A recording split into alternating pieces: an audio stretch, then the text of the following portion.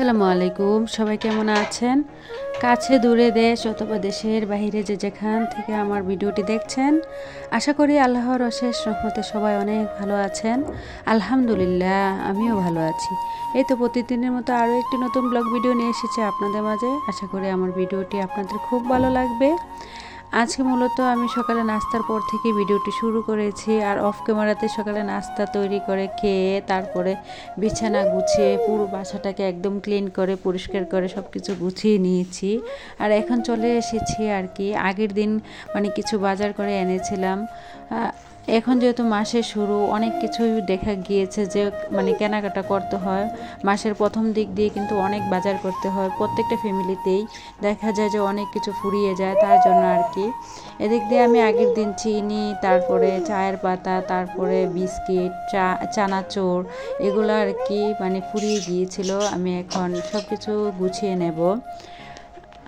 আর আজকের ভিডিও যে মূল টপিক, আমি কিভাবে মাত্র 1000 টাকার মুরগি দিয়ে পুরো মাস চালাই, তাই আজকে আপনাদের মাঝে শেয়ার করব আর কি। ভিডিওর এই পর্যায়ে এসে যে সকল আপু এবং ভাইয়ারা আমার সাথে আছেন, প্লিজ ভিডিওটিতে একটি লাইক দিয়ে দেবেন। আপনাদের একটি লাইকই পারে আমার ভিডিওটি অনেকের কাছে পৌঁছে দিতে। আর যারা অলরেডি এই কাজটি করে দিয়েছেন তাদেরকে জানাই অসংখ্য ধন্যবাদ। আর যারা নতুন আমার চ্যানেলে জয়েন হয়েছেন, আপনি যদি এই ধরনের লাইফস্টাইল ব্লগ ভিডিও দেখতে পছন্দ করেন তাহলে অবশ্যই চ্যানেলটি সাবস্ক্রাইব করে পাশেই থেকে যেতে পারেন। আপনাদের সাথে কথা বলতে বলতে আমি বিস্কিট, চানা, তারপর এইগুলো আর কি গুছিয়ে নিয়েছি। আর এই বিস্কিটটা ইদানিং আমি দেখছি যে আমার মেয়েটা অনেকটাই পছন্দ করছে। এই বিস্কিটটা কিন্তু খেতে অনেকটাই মজা, খুবই নরম, তার জন্য বাচ্চারা অনেকটাই পছন্দ করে আর কি। এই দিক দিয়ে চলে এসেছি যে 1000 টাকার মুরগির কথা বললাম। আজকে কিন্তু আমি এখানে এই দুইটা মুরগির ওজন 2.5 কেজি করে আর কি, 5 কেজি ছিল। আমার কাছে কেন জানি ছোটো মুরগিগুলো খুব ভালো লাগে না, তার জন্য আর কি 5 কেজি মুরগি নিয়ে এসেছিলাম। তো 5 কেজি মুরগি নিয়ে এসেছিলাম। আর এখন বাজারে তো সবাই জানেন যে মুরগির দাম কিন্তু অনেকটাই বেশি বলতে প্রায় 180 টাকা 190 টাকা কেজি করে আর কি। তো আমি এনেছিলাম 180 টাকা করে। 180 টাকা করে এখানে 5 কেজি মুরগির দাম প্রায় 900 টাকার মতো চলে এসেছিলো আর কি। আমরা চাইলে আসলে কিন্তু 1000 টাকার মুরগি দিয়ে পুরো মাসটা অনায়াসে চালিয়ে দিতে পারি। 30 দিনে যেহেতু 1 মাস, ধরেন আপনি মাসের 10 দিন মাংস দিয়ে পার করলেন, আর বাকি 20টা দিন ডিম, মাছ, তারপরে দেখা গেছে ডাল, আলু ভর্তা, বিভিন্ন রকমের সবজি দিয়ে যদি চালিয়ে নেন তাহলে খুব ভালোভাবেই কিন্তু 1 মাস এই 1000 টাকার মুরগির বাজার এবং 1000 টাকার গরুর মাংসের বাজার দিয়ে খুব অনায়াসে চালানো যায় আর কি। এই যে আমার প্রায় 1000 টাকার কাছাকাছি 900 টাকার মুরগি আর কি, আরেকটু বাড়িয়ে আনলে 1000 টাকা প্রায় হয়ে যেত। সমস্যা নেই, এই মুরগিগুলো যদি না হয় আমি আবার আরেকদিন হয়তো একটা মুরগি ছোট দেখে একটা মুরগি নিয়ে আসব। কিন্তু এখানে আমি 900 টাকার মুরগি নিয়ে এসেছি। আমি কিন্তু 1000 টাকার মুরগি দিয়েই কিন্তু অনায়াসে 1 মাস চালিয়ে নিতে। প্রত্যেক মাসে যদি দেখা গেল প্রত্যেক সপ্তাহে যদি আপনি 2 দিন করে মুরগির মাংস খান, তাহলে কিন্তু প্রায় আপনার 4 সপ্তাহে কিন্তু 8 দিন চলে যায়। আর বাকি 2 দিন যদি আপনি গরুর মাংস খান তাহলে কিন্তু মাসের 10টা দিন খুব সুন্দরভাবে চলে যায়। আর বাদ বাকি দিনগুলো মাছ, তারপরে বিভিন্ন ধরনের সবজি, ডাল, আলু ভর্তা, এগুলা দিয়ে ডিম, এগুলা দিয়ে কিন্তু খুব ভালোভাবে হিসেব করে চালানো যায়। আর আমরা গৃহিণীরা চাইলে অনেক কিছু করতে পারি, আসলে পারি না বলতে কোনো কিছুই নাই। আপনি দেখেন, একটু বুদ্ধি করে যদি একটা মাস আপনি খুব সুন্দর করে মাসের 10টা দিন যদি আপনি মাংস বাজেট রাখেন যে মাসের 10 দিন আমি মাংস দিয়ে চালাবো, আর বাকি 20টা দিন আমি ডিম, তারপরে ডাল, আলু ভর্তা, আলু ভাজি বা বিভিন্ন রকমের শাক সবজি দিয়ে চালান, তাহলে কিন্তু খুব সুন্দরভাবেই কিন্তু আমরা সংসারটাকে চালিয়ে নিতে পারি। তার জন্য দরকার একটা গৃহিণীর খুবই বুদ্ধি। যে নারীর বুদ্ধি বেশি সে জীবনে অনেক বেশি উন্নত করতে পারে। তবে আমি জানি যে আমার আপুরা অনেক বেশি বুদ্ধিজীবী আর কি। অনেকটাই আমরা গৃহিণীরা কেউ যে বুদ্ধি নেই তা কখনোই বলবো না। আর আমরা খুব হিসেব করেই প্রত্যেকটা নারীর সংসারটাকে চালাই। প্রত্যেকটা নারী একটু হিসাবী।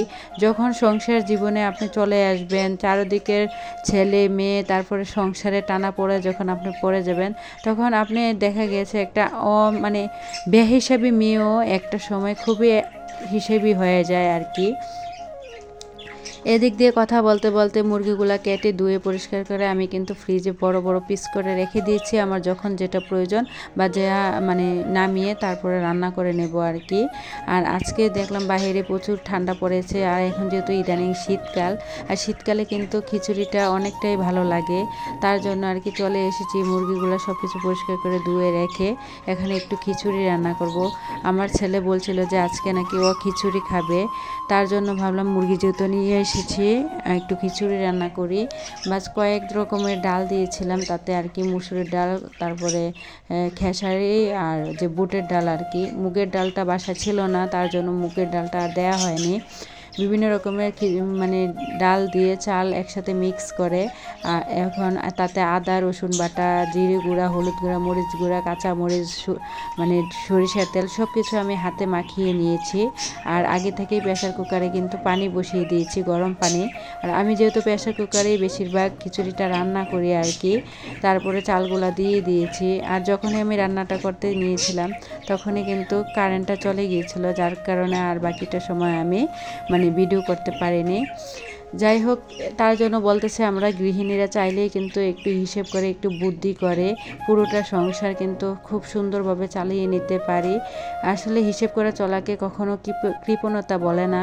হিসেবি বউ থাকলে কিন্তু দেখবেন যে যে সংসারে একটা হিসেবি বউ আছে ওই সংসারটা আসলে অনেকটা সামনের দিকে এগিয়ে যায়। দেখা গেল আপনার হাজব্যান্ড একটু বেহিসেবি, যদি ওই সংসারে যদি একটা হিসেবি বউ থাকে তাহলেই কিন্তু সংসারটা আয়ের দিকে বা উন্নতির দিকে যায়।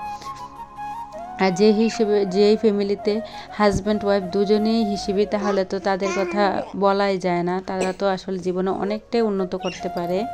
এদিক দিয়ে আপনাদের সাথে কথা বলতে বলতে কিন্তু আমি অফ ক্যামেরাতে মুরগির মাংস রান্না করে নিয়েছিলাম।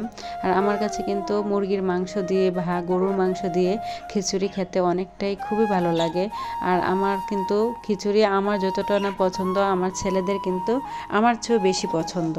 আর আমার কিন্তু মাসে প্রায় 4 থেকে 5-6 দিন খিচুড়ি রান্না করতে হয়। এরই মাঝে কিন্তু আমি দুপুরের খাবারটা খেয়ে নিয়েছি, আর এখন চলে এসেছি একটু জলপাইয়ের টক ঝাল মিষ্টি আচার বানাবো। আর আমি প্রতি বছরই এই আচারটা বানাই, শুধু যে তা দিয়ে বানাই তা না, আমের সিজন আসলে আম দিয়েই বানাই আর কি। তো অনেকটা জলপাই তো আগের ভিডিওতে দেখলেন আমি ফ্রোজেন করে রেখেছি, আর এখানে কিছুটা জলপাই দিয়ে আর কি আমি এখানে আচারটা করে নিচ্ছি। ভিডিওর এই পর্যায়ে এসে যে সকল আপুরা ভিডিওটিতে একটি লাইক দিতে বলে গিয়েছেন, প্লিজ ভিডিওটিতে একটি লাইক দিয়ে দেবেন, আবারও মনে করিয়ে দিচ্ছি। আর ইদানিং আমার ভিডিওতে কিন্তু লাইকের চেয়েও কমেন্টের সংখ্যাই বেশি আসছে। যাই হোক, এদিক দিয়ে আপনাদের সাথে কথা বলতে বলতে আমি কিন্তু জলপাইয়ের আচারটা করে নিয়েছি। আর এখানে 5 ফোড়ন টেলে রেখেছিলাম, এখন 5 ফোড়নটা গুঁড়া করে উপর দিয়ে দিচ্ছি। আমার সব আপুরাই কম বেশি সবাই জলপাইয়ের বা সব ধরনের আচার করতে পারি, তা আর ডিটেলসে বললাম না বা রেসিপি আকারে শেয়ার করলাম না। যাই হোক, এদিক দিয়ে আপনাদের সাথে কথা বলতে বলতে ভিডিওর প্রায় শেষ পর্যায়ে চলে এসেছি। ভিডিওটা এই পর্যন্তই, সবাই ভালো থাকবেন, খোদা হাফেজ, আসসালামু আলাইকুম।